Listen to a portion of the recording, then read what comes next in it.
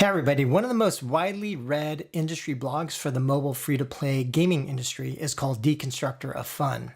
Miska Katkoff, who started the Deconstructor of Fun blog, started the blog as a hobby, but has since that time steadily grown the blog over many years to now where routinely many of his blog posts get over 50,000 views.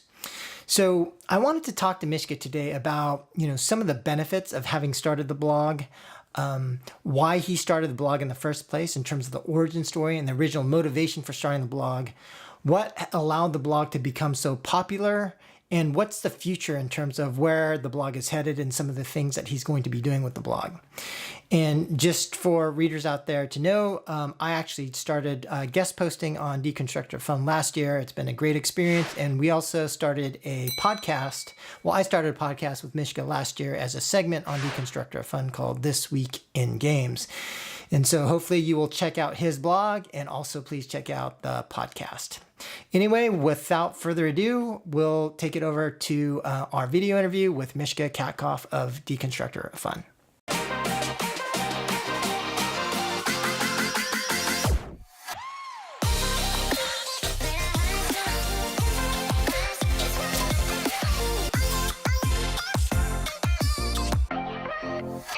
Hey everybody, I'm here today with the famous Miska Katkoff, who is the famous blogger at Deconstructor of Fun and also head of studio at Rovio.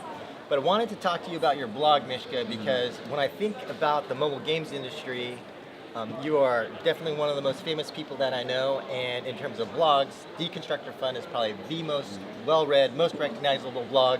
Take me back. When you were first starting this blog, what was going on in your mind? Like, how did it start? All right, I'm gonna be real. Be real. What's it?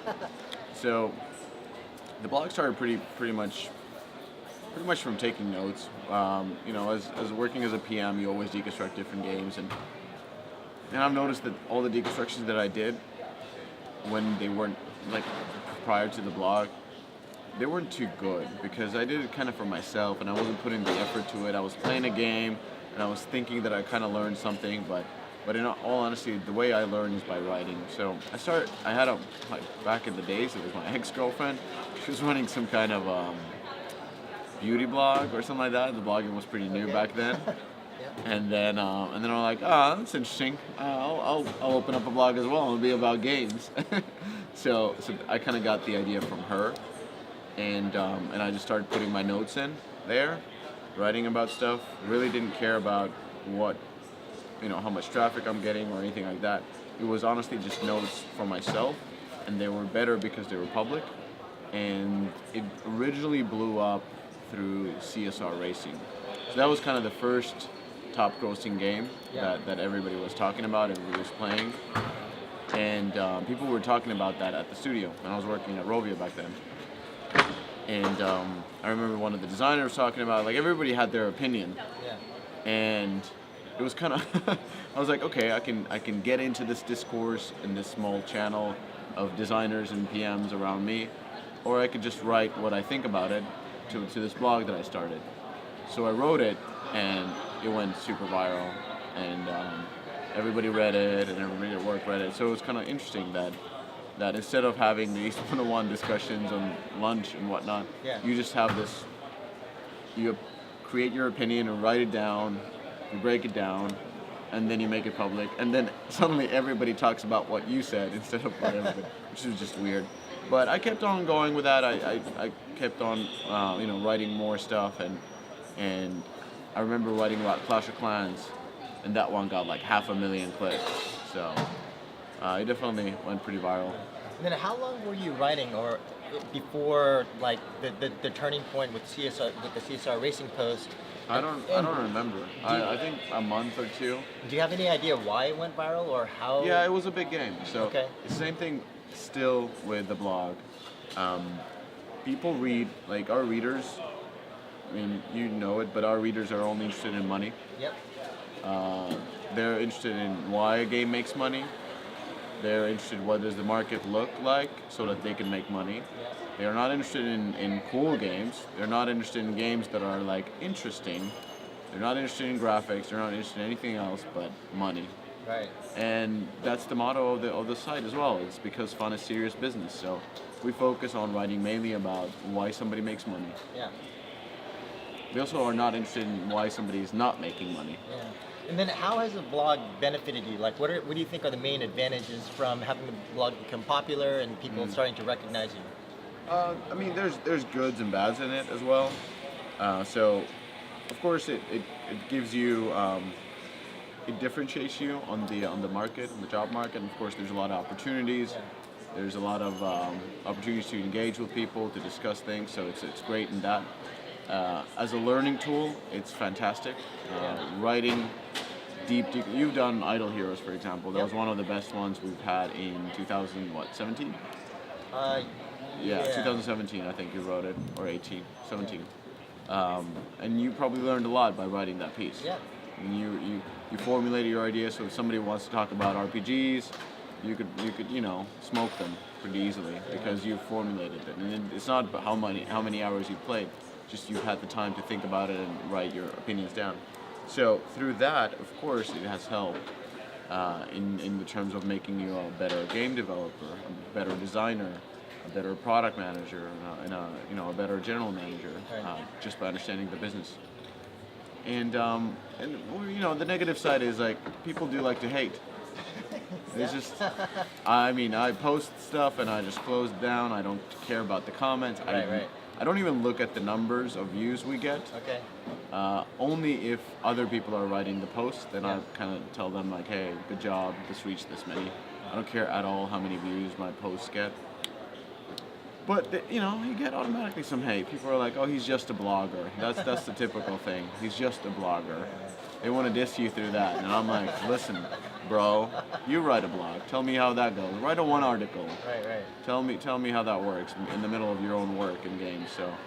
So that's that's what I think. I never say that, but Cool. And I guess one of the positive advantages of the blog is like, it's kind of made you famous, right? And so like we're here at GDC. Last year at GDC, there are folks from my team who wanted to take pictures with you because you're so famous. Like, how do you feel about that? The sort of celebrity part. Fuck, I should have just started a rock band.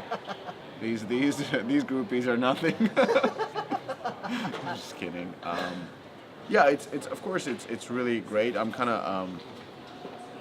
of embarrassed by it. Yeah. Yesterday we did a talk and a guy came afterwards and he was the founder of Temple Run. What's the studio called? I want to say Jumanji, but it's definitely not. Yeah, it's something G. Yeah, or Imanji or something like that. Anyway, shout out to them. And he came in and he was like, hey, thank you. Like, I've been reading your blog, good stuff. And it's since like, I don't know, 2013 or something. So, wow. So it's really humbling because these are excellent people, excellent game developers, and I play their games, I'm a fan of them. And for them to benefit from reading the blog, and a lot of people have gotten their first job by reading the blog and kind of preparing through that to go to an interview. We got analysts reading it, and they kind of understand better the business, so they ask better questions from the CEOs and so forth. So it's humbling in that sense to be able to contribute to the industry that I love. Yep. I hope that I could contribute with a fucking smash hit of a game. Yep. But we're working on that. Apparently that doesn't come too easy. But till then, it's going to be just knowledge sharing. Right. And one of the interesting things that I think you've mentioned to me is just Deconstructor of Fun as more of a platform rather than just a blog. Can you explain what you mean by that? Like, how is it going to become a platform, and what are you planning? It is already kind of grown to a platform. We have 15 people now inside the Deconstructor of Fun. Everybody's sharing. It started off from having a lot of time to write to having little time to write with the family. And then I was a fan of Anil Dasgupta's horrible blog name called Both Guns Blazing. I mean, do you hate readers? So I get what he was going for, but that is some middle America shit. So then Adam Telfer has his mobile free-to-play blog, and some other people have their own blogs. So kind of just saying like, hey, you can cross-post it here. We're not competing. Right. Like, that's the important notion to understand. We are not competing. We're sharing information. And if you want to use this platform as well, then go for it. So a lot of people kind of started doing through that. And as we got more guest posts wanted to do that. So Right. we get monthly people asking, and we do get monthly submissions of different type of posts. Yeah. And we do reject them very often. Right. You're also very harsh in reviewing them. So once you get past the threshold, once your post is published, you become a contributor and you're invited into the Slack group. Right. And there we just share knowledge, and we have a lot of people from a lot of studios around the world that are very open in various things, which is very helpful. Right.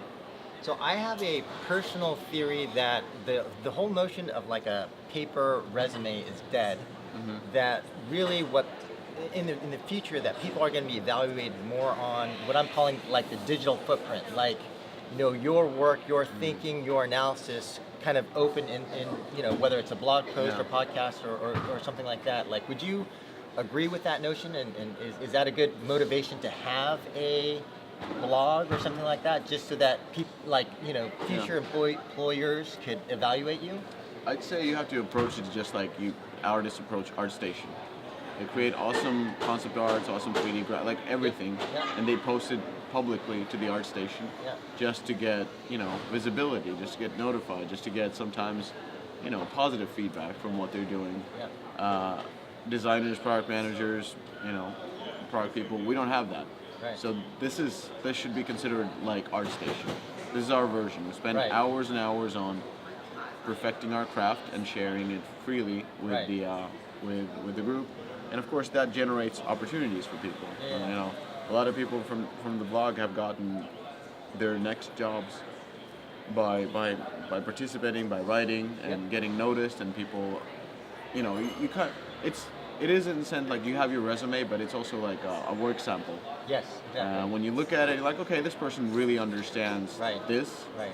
If you write about an RPG game, it's not uncommon for a couple of RPG studios connecting with you and asking like whether you would be interested. Okay, cool. So last question, what's next for Deconstructor of Fun? Just continue to blog, and I know we've got the podcast now, or like, what are your thoughts? We have consulting as well. Yep. We have been consulting for quite a couple of years now. Very big. We mainly consult big clients. Yep. I will not name any of them, but every listener here has used their platforms or played their games. I don't know. I don't know. It depends on what you guys want to do. Okay. I'm very open to it, but my priority is still trying to make those fucking hit games. It's like even one. Come on, like I need one top grossing. Like come on. So that's still there. That's the priority. This is secondary. This is fun. This is good learning. This hopefully supports the original important cause. Yep. But that's the way I see it. So I take no pressure. Okay. Great. Well, there you have it, Miska Katkoff, the most famous blogger in the mobile gaming world. And why is he doing this? Why is he doing this LA thing? Like why can't we just be normal? Like the most. I have a story for you. We are going to talk now to the most successful executive in games north from Hollywood. And also head of studio of Rovio, so make sure you check out his upcoming game in the future. No. And again, Miska is not just a blogger. Fucking download and pay. Convert immediately and pay. And retain. All right, that's it. Thanks. Thank you.